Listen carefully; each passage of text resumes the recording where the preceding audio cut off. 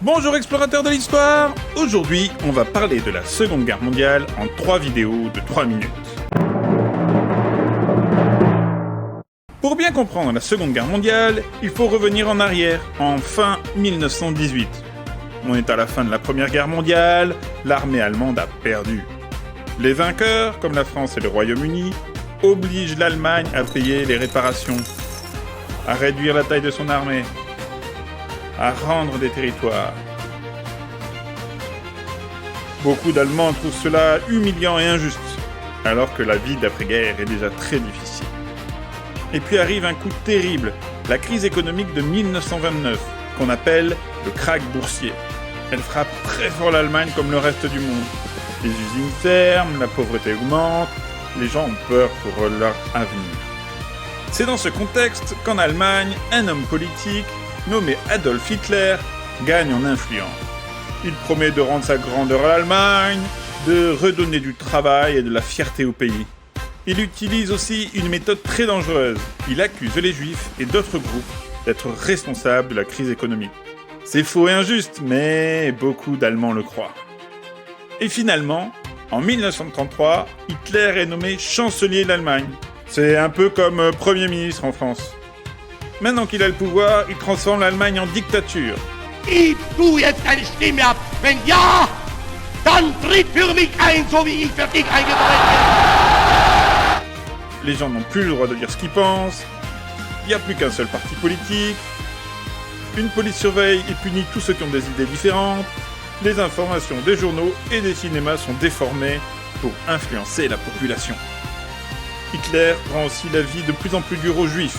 Les enfants n'ont plus le droit d'aller à l'école publique. Les vitrines des magasins sont peintes avec le mot juif écrit en gros. Les passeports sont notés d'un grand J pour les distinguer des autres. On met le feu à leur synagogue. C'est un régime de terreur. Hitler veut aussi conquérir l'Europe et vaincre ses ennemis pour redonner sa grandeur à l'Allemagne.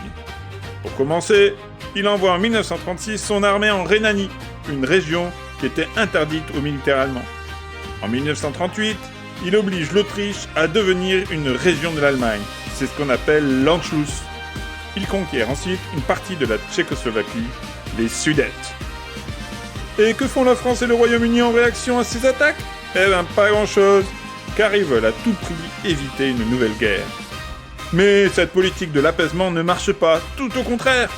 Hitler comprend qu'il peut continuer à conquérir d'autres territoires. Ceux de l'Europe de l'Est, comme la Pologne, le reste de la Tchécoslovaquie, et plus tard, conquérir la France et le Royaume-Uni. Mais avant de déclencher la guerre, Hitler fait un calcul. Il veut éviter d'être attaqué à l'Est par l'Union soviétique, qui est dirigée par Staline et qui possède une grande armée. Alors Hitler signe en août 1939 un pacte, appelé le pacte germano-soviétique. Dans ce pacte, les deux pays promettent de ne pas se faire la guerre. Cela surprend tout le monde, car l'Allemagne et l'Union soviétique se détestent. Mais ce pacte arrange Hitler et Staline. Hitler veut être tranquille à l'Est, et Staline gagne du temps pour renforcer son armée et récupérer lui aussi des territoires. Et le 1er septembre 1939, comme on pouvait le prévoir, l'Allemagne nazie attaque la Pologne. La France et le Royaume-Uni, qui sont des alliés de la Pologne, déclarent alors la guerre à l'Allemagne. C'est le début de la Seconde Guerre mondiale. C'est fini pour aujourd'hui. Allez, à la prochaine pour la suite de la Seconde Guerre mondiale.